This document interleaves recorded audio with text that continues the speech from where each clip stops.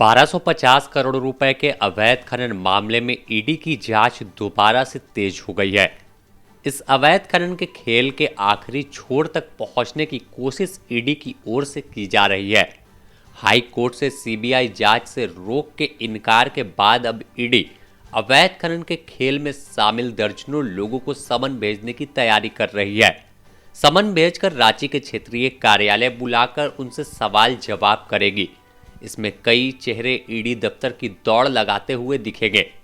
शुरुआती जांच में ही ईडी ने दर्जनों लोगों को गिरफ्तार कर जेल भेज दिया, लेकिन अभी कई किरदार बाकी है जिनकी तलाश ईडी कर रही है। दरअसल शुक्रवार को झारखंड हाई कोर्ट में सीबीआई जांच रोकने वाली याचिका पर सुनवाई हुई थी, जिसमें कोर्ट ने याचिका को खारिज कर दिया, जांच जारी रखने का निर्देश दिया। साथ ही सरकार की ओर से अधिवक्ता कपिल सिब्बल ने पक्ष रखा था। उन्होंने बताया था कि सरकार की अनुमति के बगैर सीबीआई की जांच शुरू की गई है, लेकिन यह दावा कोर्ट में नहीं टिक पाया और सरकार को झटका लगा।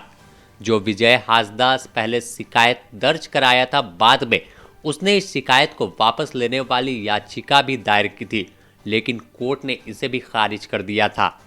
बता दें कि साहेबगंज जिले में अवैध खनन का खेल बड़े पैमाने पर खेला गया था। 1250 करोड़ रुपए के अवैध खनन का खुलासा तो ईडी ने किया है। पहले सीबीआई की एंट्री हुई, बाद में मनी लॉन्ड्रिंग का मामला देख ईडी ने भी ईसीआईआर दर्ज कर जांच शुरू किया।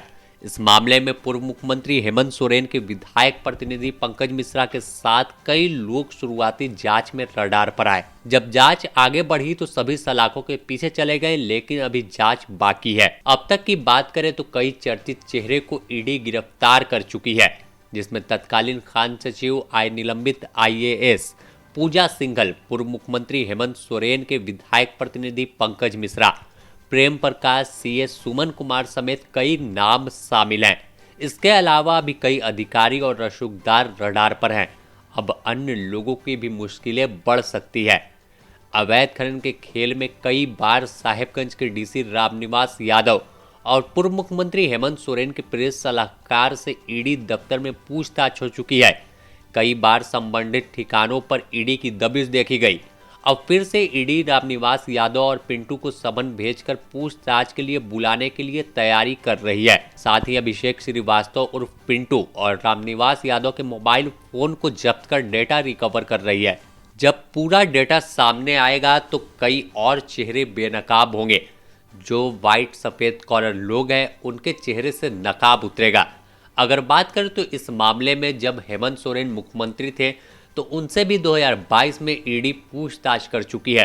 एक लंबी पूछताछ ईडी दफ्तर में हेमंत सोरेन से हुई थी और कहीं ना कहीं ईडी को शक है कि यह पूरा मामला जो है एक सिंडिकेट बनाकर काम कर रहा था और अवैध खनन का खेल चल रहा था। जिस तरह से नींबू पहाड़ से पत्थरों को काटकर सिर्फ झारखंड ही नहीं, ट्रेन के माध्यम से दूसरे राज्य भेजा गया और गंगा नदी के सहारे बोट के जरिए स्टीमर चलाकर बांग्लादेश तक सप्लाई की गई है।